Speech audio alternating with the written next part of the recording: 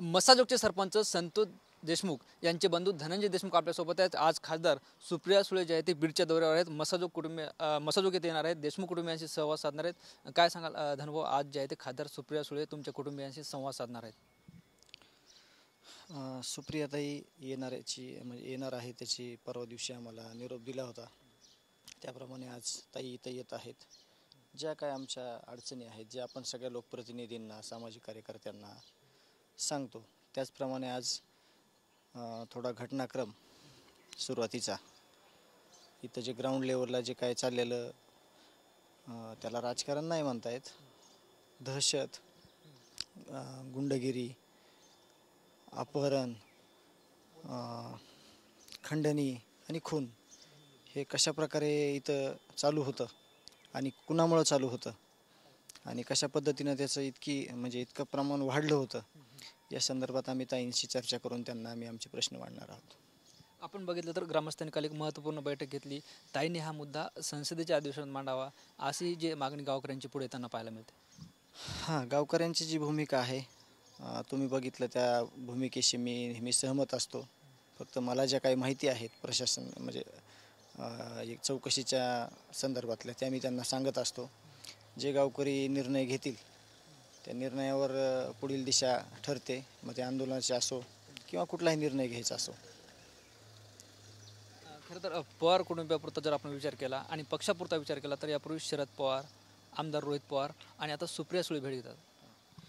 आम्ही मग कालच म्हणलो की एक माणूस म्हणून एक त्यांना झालेल्या वेदना आणि तब्येत ठीक नसताना किंवा एवढं वय झालेलं असताना पवारसाहेब आले।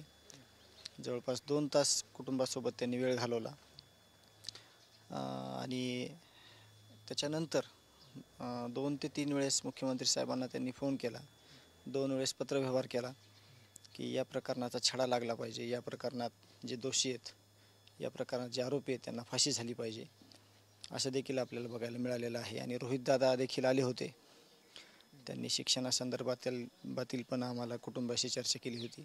आणि आज सुप्रियाताई येत आहेत, आम्ही त्यांना जे काही अडचणी आहेत ते आम्ही त्यांना सांगणार आहोत। बऱ्याच नोट्स आपण काढलेल्या दिसतात, नेमके कोणते मुद्दे जे आहेत ते तुम्ही सुप्रिया सुळे यांच्याकडे मांडणार आहात?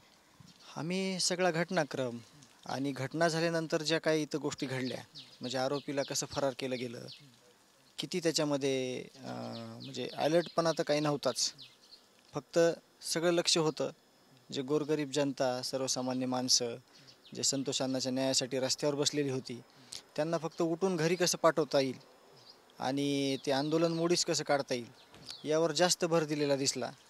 बाकी जे आरोपी आहेत ते ह्याच एरियात असताना, त्यांचे मोबाईल चालू असताना त्यांना पकडण्याचा अट्टहास किंवा पकडण्याचं त्यांनी कुठलेही असे सक्तीचे प्रयत्न केले नाहीत, कसोशीनं ते त्यांच्या पाठीमागे गेले नाहीत, हे आम्ही सांगण्याचा थोडा प्रयत्न करणार आहोत।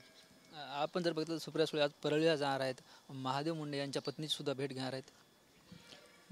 ते तिथं जातील, सांत्वन करतील त्यांचं आणि न्यायासंदर्भात पुढील काय कारवाई करता येईल या संदर्भात प्रशासनाला सूचना करतील असा आमचा अंदाज आहे। आणि न्याय हा सगळ्यांना मिळाला पाहिजे।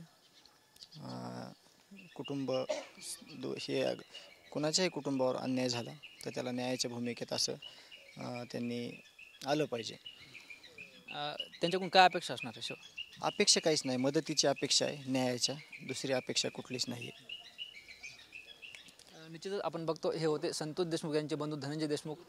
आज सुप्रिया सुळे जे आहे ते मसाजोगच्या दौऱ्यावर आहेत, तत्पूर्वी त्यांनी आपले संवाद साधला आहे। कॅमेरा पर्सन आप्पासाहेब मोरकरसह ज्ञानेश्वर लोंढे, TV9 मराठी, मसाजोग, बीड।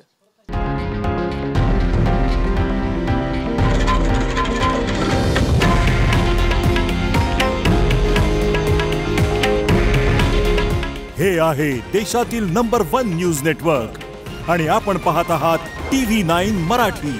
काळजी तुमची, हित महाराष्ट्राचं।